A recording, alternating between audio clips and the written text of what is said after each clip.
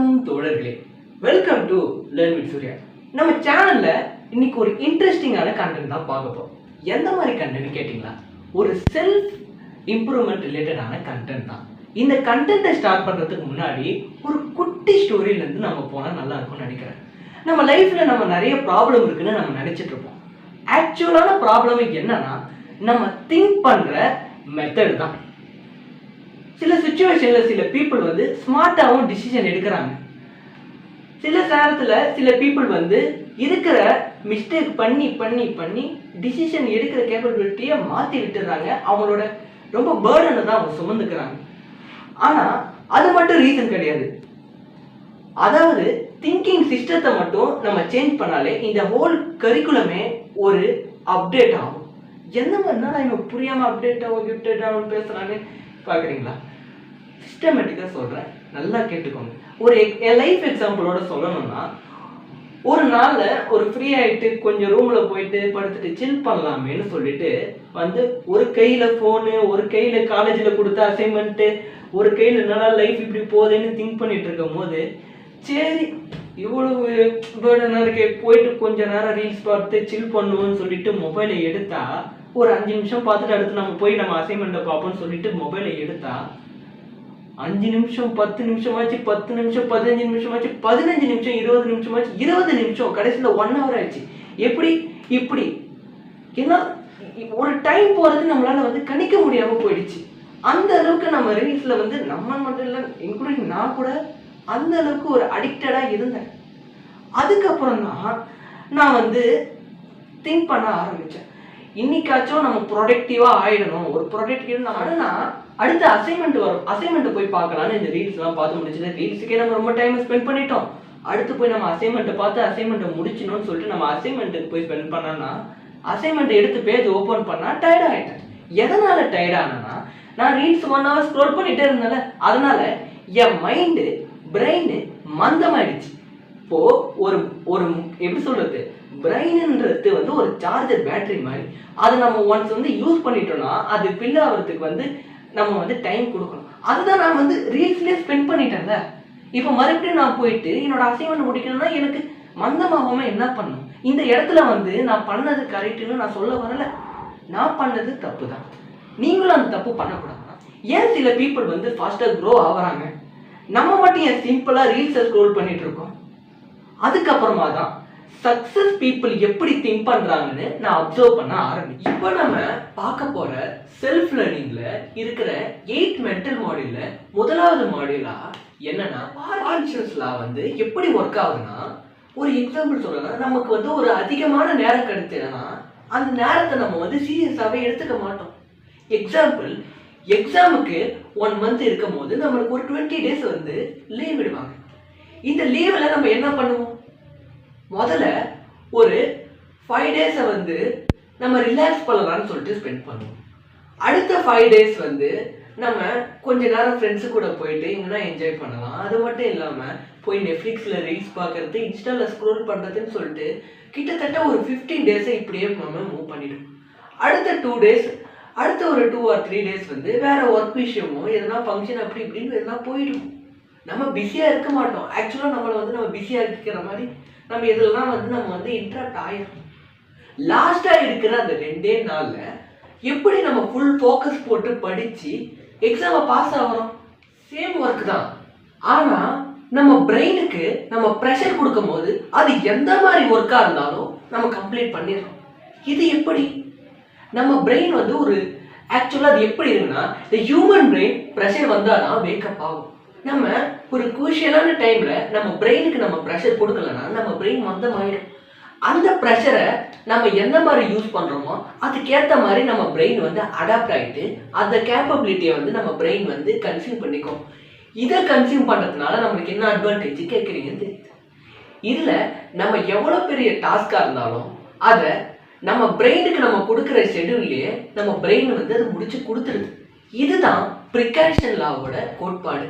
இதே மாதிரி தான் இந்த லைஃப்பில் சக்ஸஸ்ஃபுல்லான பீப்புள்ஸ் வந்து எப்படி இதை வந்து யூஸ் பண்ணுறாங்கன்னா, அவங்களோட வேலைகளை முடிக்க ஒரு டெட்லைனும் வச்சிடறாங்க. அடுத்ததாக நம்ம பார்க்க போகிறது வந்து சர்ஜன்ஸ் லா.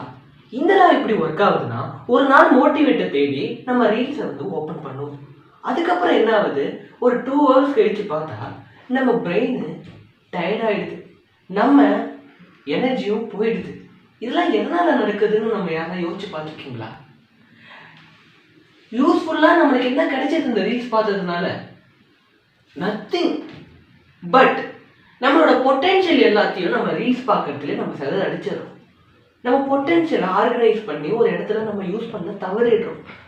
அதனால மட்டும் இல்லை, இந்த வேர்ல்டில் அட்டென்ஷன் வாங்க நிறைய போட்டி போயின்னு இருக்கு. எல்லா நாய்ஸும் நாலேஜ் இல்லை, அதை முதல்ல புரிஞ்சுக்கோங்க. அது மட்டும் இல்லை நண்பர்களே, இப்போது நீங்கள் டெய்லி ரீல்ஸ் பார்க்கறதுனால என்னதான் ஆகுது? உங்கள் நாலேஜ் வந்து ஸ்லோ டவுன் ஆகுது. உங்கள் நாலேஜ் ஸ்லோ டவுன் ஆகிறதுல என்ன ஆகுதுன்னா, உங்கள் ஆக்டிவிட்டி அது பாதிக்கப்படுது. உங்கள் ஆக்டிவிட்டி பாதிக்கப்படுறதுனால மற்ற இடங்கள்ல நீங்கள் உங்களோட பர்ஃபார்மன்ஸை செதற விடுறீங்க. இது மட்டும் இல்லை, இப்போது நெகட்டிவான கண்டென்ட் பார்க்கறதுனால என்ன ஆகும்னா, உங்கள் பிரெயின் வந்து அதை நெகட்டிவாக தான் கன்சியூம் பண்ணும். ஒரு பாசிட்டிவான நீங்கள் கண்டென்ட் பார்த்தீங்கன்னா, ஒரு மோட்டிவேட்டடான கண்டென்ட் பார்த்தீங்கன்னா, உங்கள் பிரெயின் வந்து பாசிட்டிவாக வந்து ரியாக்ட் ஆகும். நம்ம பிரெயின்ன்றது ஒரு குழந்தை மாதிரி. எப்படி குழந்தை மாதிரினா, நம்ம வளர்கிற குழந்தைய எப்படி வளர்க்குறோமோ அந்த குழந்தை அந்த மாதிரி தான் பிஹேவியர் சென்ஸாக வளரும். அதே மாதிரி நம்ம பிரெயினுக்கு நம்ம என்னத்தை ஃபீட் பண்ணுறோமோ நம்ம பிரெயின் அதை எடுத்துக்கிட்டு அதே மாதிரி தான் நம்ம பிரெயின் வந்து அடாப்ட் ஆகும். ஆல்ரெடி சயின்டிஸ்ட்லாம் ஒரு ரிசர்ச் எடுத்திருக்காங்க. ஒரு குரங்கை ஒரு நாய் கூட வளர்த்துருக்காங்க, ஒரு நாயை ஒரு குரங்கு கூட வளர்த்துருக்காங்க.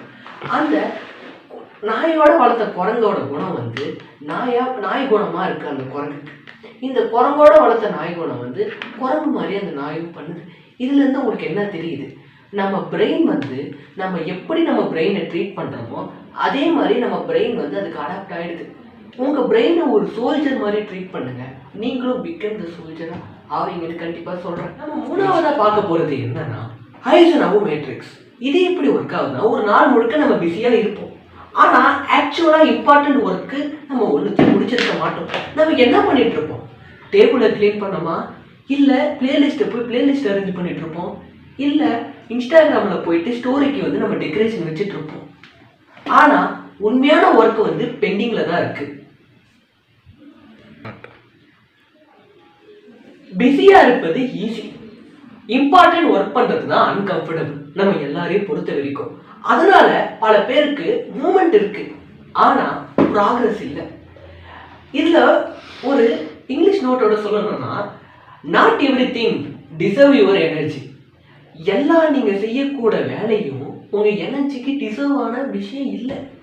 அதனால் நீங்கள் என்ன பண்ணணும்னா, உங்கள் எனர்ஜிக்கு எது கேப்பபிளான டிசர்வான ஒர்க்கோ ஃபஸ்ட்டு அந்த ஒர்க்கு என்னென்னு கண்டுபிடிங்க. அந்த ஒர்க்கு என்னென்னு நீங்கள் கண்டுபிடிச்சதுக்கப்புறம் உங்களோட பொட்டென்ஷியலை அதில் டெஸ்ட் பண்ணி பாருங்கள். உங்கள் பொட்டென்ஷியல் அதில் டெஸ்ட் பண்ணுறதுனால உங்களோட கம்ஃபர்ட் ஜோன்லேருந்து நீங்கள் வெளியே வரீங்க. நீங்கள் கம்ஃபர்ட் ஜோன்லேருந்து வெளியே வர்றதுனால நீங்கள் ஒரு ஸ்ட்ராங்கான ஃபீலோவாக மாறுறீங்க. அடுத்ததாவது நம்ம பார்க்க போகிறது நாலாவதாக second order thinking. Second order thinking இது எப்படி ஒர்க் ஆகுதுன்னா, நம்மளுக்கு ஒரு பேக்கப் மாதிரி ஒர்க் ஆகுது.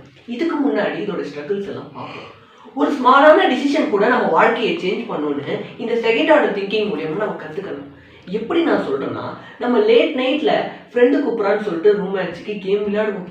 அது மட்டும் இல்லாமல் லோ ஃபோக்கஸும் இருக்கும், புவர் பர்ஃபார்மன்ஸ். இது எல்லாத்துக்கான காரணமே நம்மளோட அன்வான்ட் யூஸ்லெஸ் ஹேபிட் தான். இதனால இனிஷியலாக நம்மளுக்கு எந்த ஹார்ம்லெஸ்ஸும் இருக்காது. இது ஒரு ஸ்லோ பாய்சன் மாதிரி நம்ம கேரக்டரிஸ்டிக்ஸை வந்து பாதிக்கப்படுது. இனிஷியலாக நம்ம ஸ்லோவாக வந்து கொஞ்சமாக நம்ம வந்து காம்பவுண்ட் எஃபெக்ட் வந்து இந்த இடத்துல வந்து இன்க்ளூட் ஆகுது. காம்பவுண்ட் எஃபெக்ட் எப்படிங்களே இன்க்ளூட் ஆகுதுன்னா, இப்போ ஒரு காம்பவுண்ட் எஃபெக்டை வச்சு நம்ம ஒரு ஹேபிட்டையும் பில்ட் பண்ணலாம். இதே மாதிரி காம்பவுண்ட் எஃபெக்ட் வந்து ரிவர்ஸ் ஆகிடும், ரிவர்ஸ் காம்பவுண்ட் எஃபெக்ட் ஆகிடும். இந்த ரிவர்ஸ் காம்பவுண்ட் எஃபெக்ட் என்ன ஆகுனா, நம்ம ஹேபிட்டை கொஞ்சம் அப்லேருந்து டவுனுக்கு தள்ளி விட்டுரும். அப்லேருந்து டவுனுக்கு தள்ளி விட்டா நம்ம நிலைமை என்ன ஆகுது? யாருன்னா நினச்சி பார்த்துருக்கீங்களா? மறுபடியும் நம்ம ஒரு மந்தமான மனுஷனால நம்ம மாறப்படுறோம். அதனாலதான் நம்ம லைஃபே வந்து கொலாப்ஸ் ஆகுது. ஸ்மால் டைரக்ஷன் தான் நம்மளோட வாழ்க்கையை வந்து தீர்மானம் அடைய செய்யுது.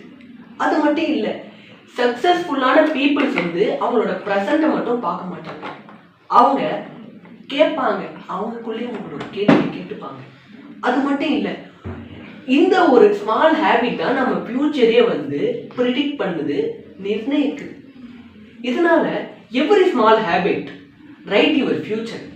நம்ம செய்யக்கூடிய ஒரு ஹேபிட்டும் தான் நம்ம வாழ்க்கையை வந்து ஒரு கோலுக்கு கிட்ட எடுத்துட்டு போகுது. ஹேபிட்டை எப்படி பில்ட் பண்ணுறதுன்னு நீங்கள் சந்தேகத்தில் இருக்கலாம். அதுக்கு நான் உங்களுக்கு ரெஃபர் பண்ணுறது இந்த அட்டாமிக் ஹேபிட் புக்கு தான். இந்த அட்டாமிக் ஹேபிட் புக்கில் காம்பவுண்ட் எஃபெக்ட் எப்படி ஒர்க் ஆகுது, நம்ம ஒரு ஹேபிட்டை எப்படி பில்ட் பண்ணோம், சக்ஸஸ்ஃபுல்லான பர்சன்ஸ்லாம் எந்த மாதிரி டிசிஷன் எடுக்கிறாங்கன்னு சொல்லிட்டு இந்த அட்டாமிக் ஹேபிட் புக்கில் வந்து கொடுத்துருக்காங்க. உங்களுக்கு இன்ட்ரெஸ்ட் இருந்துச்சுன்னா கமெண்ட் பண்ணுங்கள், நான் உங்களுக்கு இந்த புக்கையும் வந்து ரிவ்யூ போடுறேன். ஒரு ஹேபிட்டை பில்ட் பண்ணுறது நீங்கள் கஷ்டம் மட்டும் நினைக்காதீங்க. ஒரு ஹேபிட் வந்து ஒரு சின்ன தீப்பொறி மாதிரி தான்.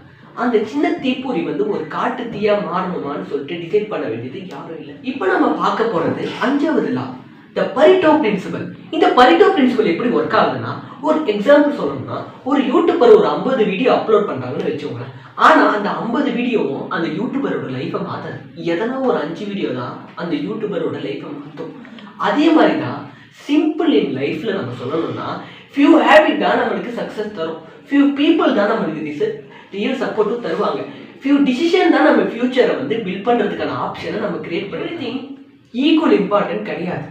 ஆனால் நம்ம எனர்ஜியை எல்லாரும் யூஸ் பண்ணுறோமா, யூஸ் பண்ணுற எனர்ஜியை நம்ம ஸ்பெண்ட் பண்ணுறோமா, கேள்விக்குறியில். சக்ஸஸ்ஃபுல்லான பீப்புள் வந்து என்ன பண்ணுறாங்கன்னா, இம்பார்ட்டன்ட் திங்கை வந்து ஐடென்டிஃபை பண்ணுறாங்க. இப்போ நான் இருக்குன்னு வச்சுக்கோங்க, நான் தான் இப்போ ஒரு சக்ஸஸ்ஃபுல்லான பர்சன், ஒரு இமேஜினேஷனில் சொல்கிறேன். இப்போது எனக்கு எது நல்லா வரும்னு நான் ஐடென்டிஃபை பண்ணுவேன். எனக்கு எது நல்லா ஐடென்டிஃபை வரும்னு பண்ணாதான் நான் மற்றவனை பார்த்து இவங்க எப்படி பண்ணுறாங்களே, அவங்க அப்படி பண்ணுறாங்களேன்னு சொல்லிட்டு நான் பொறாமப்பட வேண்டியது இல்லை. எனக்கு இது நல்லா வந்ததுன்னா இதை வச்சு என்னால் என்ன பண்ண முடியும்னு யோசிக்கணும். அதே மாதிரி தான் உங்கள் எல்லாருக்கும் ஒவ்வொரு ஸ்பெஷல் திங்ஸ் இருக்கும். அதை முதல்ல நீங்கள் ஐடென்டிஃபை பண்ணுங்க. உங்களுக்கு தெரியல, உங்கள் நெருங்கிய நண்பன் கிட்ட கேளுங்க, அவன் சொல்லுவான். அது குறை மாதிரி சொல்லுவான். கண்டிப்பாக வந்து அது ஒரு பர்ஃபெக்டாக சொல்லலாம். பர்ஃபெக்டாக சொல்லுது சின்ராஸ் வந்து மூஞ்சிக்கு நேராக சொல்ல மாட்டான், முதுக்கு பின்னாடி தான் சொல்லுவான். அதே மாதிரி ஒரு உண்மையான ஃப்ரெண்டு கிட்ட போய் நீங்கள் கேட்டு பாருங்கள், நான் என்ன மிஸ்டேக் பண்ணுறேன்னு அவன் சொல்லுவான். அது மட்டும் இல்லை, ஒரு ஸ்மால் ரைட் ஆக்ஷன் தான் ஒரு பிக் கிரியேட்டை வந்து குவிக் ரிசல்ட்டை வந்து கிரியேட் பண்ணும். அது ஞாபகம் வச்சுக்கோங்க. நம்ம வாழ்க்கையில் எடுக்கக்கூடிய டிசிஷன் மட்டும் மாற்றாது நண்பா. நம்ம எப்படி ஒரு ரைட்டான ஆக்ஷன் வந்து எடுக்கிறோமோ அந்த ஆக்ஷன் தான் நம்ம வாழ்க்கையை வந்து தீர்மானிக்கும். 6வதாக நம்ம பார்க்க போகிறது என்னன்னா, ரீக்ரெட் மினிமைசேஷன். இது எப்படி ஒர்க் ஆகுதுன்னா, ஒரு குட்டி ஸ்டோரியிலேருந்து சொல்கிறேன். ஒருத்தன் கான்டென்ட் கிரியேட்டர் ஆகணும்னு அவனுக்கு ஆசை. ஆனால் ஒரு குட்டி பையன் பீப்புள் எப்படி அவனை ஜட்ஜ் பண்ணிடுவாங்கன்னு, எப்படி மற்றவங்க நம்மளை ஜட்ஜ் பண்ணிடுவாங்கன்னு சொல்லிட்டு அவன் ஆண்டு கணக்கா மாதக்கணக்கா அவனை பண்ண வேண்டிய விஷயங்களை தள்ளி போட்டுகிட்டே இருந்தான். அதுக்கப்புறம் என்ன ஆச்சு, மற்றவங்க ஸ்டார்ட் பண்ணியிருக்காங்க. அவங்க ஸ்டார்ட் பண்ணியிருக்கிறத பார்த்து அவனுக்குள்ள ஒரு பெயின் வருது. சே, நம்ம ஸ்டார்ட் பண்ணாமல் போயிட்டோமே, நானும் ட்ரை பண்ணியிருக்கலாம்ல, நான் ஏன் இப்படி இருக்கேன்னு சொல்லிட்டு அவனுக்கு ஒரு பெயின் வருது. நம்ம பண்ணோன்னு நினச்ச விஷயத்தை இன்னொருத்தர் பண்ணும் போது தான் அந்த வலி தெரியும். உங்களுக்கும் அந்த வலி இருந்திருக்கும்னு நினைக்கிறேன். நீங்கள் ஒன்று பண்ணணும்னு நினச்சிருப்பீங்க, ஆனால் உங்களால் அதை பண்ணியிருக்க முடியாது. நம்மளுக்கு நெருங்கியவங்களாக இருந்தாங்கன்னா அவங்க பண்ணுறதை பார்த்து நம்ம சந்தோஷப்படுவோம். இதே 3வது மனுஷனாக இருந்தாங்கன்னா கண்டிப்பாக சொல்கிறேன், யாராக இருந்தாலும் மற்றவங்க பண்ணுறதை பார்த்து பொறாம தான் படும். அதை தான் அவனும் பட்டான். அப்போ தான் அவன் ஒன்று வந்து யோசித்தான், ஃபெயிலியர் வந்து டெம்பரவரி தான், ஆனால் ரீக்ரெட் தான் வந்து ஒரு சைலண்ட் பெயின். ஓல்டு ஏஜில் வந்து பீப்புள் வந்து ஃபெயிலியர் ஆகிட்டோன்னு கஷ்டப்படுறது மட்டும் இல்லை, they regret change they never took. நம்ம ஒரு விஷயத்தை வந்து பண்ணணும்னு நினச்சா முடிஞ்ச அளவுக்கு பண்ணிடணும்னு ட்ரை பண்ணுங்க. ஏன் சொல்கிறேன்னா, நானும் இந்த மாதிரி ஒரு பயத்தில் மற்றவங்க என்னை எப்படி ஜட்ஜ் பண்ணிடுவாங்களோ, கண்டென்ட் கிரியேஷன் போட்டால் என் ஃப்ரெண்ட்ஸ் என்னை கலாச்சிடுவாங்களோ நானும் பயந்துட்டு தான் இருந்தேன். அதுக்கப்புறம் தான் இதெல்லாம் நம்ம பார்த்தா நம்ம முன்னேற முடியாதுல்ல. நீங்களும் உங்களுக்கு எது நீங்கள் முன்னேறதுக்கு ஒரு அடிக்கோலா பயமாக இருக்கோ முதல்ல அதை ஃபேஸ் பண்ண கற்றுக்கோங்க. நானும் அப்படி தான் ஃபேஸ் பண்ணிட்டு வந்தேன்னு சொல்லலாம். 7வது நம்ம என்ன பார்க்க போகிறோன்னா, அவாய்டிங் பேத் ஆஃப் லீஸ்ட் ரெசிஸ்டன்சி. இது எப்படின்னா, உங்களுக்கு வந்து நான் ஒரு 2 சாய்ஸ் தரேன். என்ன மாதிரி சாய்ஸ்னா, உங்ககிட்ட ஒரு ப்ளூ பில் தரேன், ஒரு ரெட் பில் தரேன். இந்த ப்ளூ பில் எப்படின்னா, நீங்கள் இந்த ப்ளூ பில் வந்து ஒரு மாத்திரை, என்ன மாதிரி மாற்றுனா இது வந்து ஒரு வரம் மாதிரி. இதை யூஸ் பண்ணிக்கிட்டு நீங்கள் ஜாலியாக இருக்கலாம், உங்களுக்கு தோன்றபடி நீங்கள் தூங்கலாம், நீங்கள் ரீல்ஸ் ஸ்க்ரோல் பண்ணலாம், உங்கள் வாழ்க்கையை நீங்கள் எப்படி வீணடிக்கணுமோ அந்த அளவில் விதமாக உங்கள் வாழ்க்கையை நீங்கள் வீணடிக்கலாம். ஆனால் ரெட் பில் வந்து அந்த மாதிரி கிடையாது. ஏன் அந்த மாதிரி கிடையாதுன்னா இதுக்கு அப்படியே அது ஆப்போசிட். உங்கள் வாழ்க்கையில் நீங்கள் எடுக்கக்கூடிய முதல் கடினமான விஷயங்கள்லாம் இந்த ரெட் பில்ல இருக்கு. எந்த மாதிரி கடினமான விஷயம்னா ஒன்றும் இல்லை, காலையில் எழுந்து சீக்கிரமாக ஒர்க் அவுட் பண்ணணும். அது மட்டும் இல்லாமல் படிக்கணும். எதை பற்றினா இப்போ புக்கில் கொடுக்குற கண்டென்ட்டை பற்றி நான் சொல்லலை. நம்ம எது நம்மளை வந்து மேம்படுத்திக்கிறதுக்கு ஒரு தகுதியாக இருக்கோ அதை படிக்கணும்.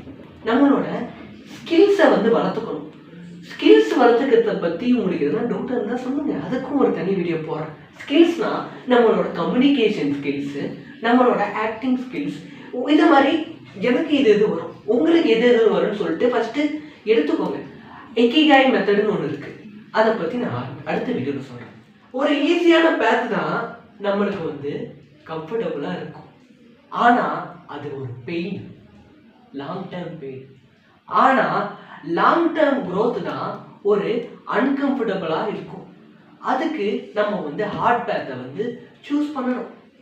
நான் ரெட் பில் தான் சூஸ் பண்ணியிருக்கேன். நீங்கள் என்ன பில் சூஸ் பண்ண போகிறீங்க? அது மட்டும் இல்லை, நேச்சுரலாக நம்ம வந்து க்ரோ பண்ணிக்கிறதுக்கு வந்து ஸ்ட்ரகிள் ஆகணும்.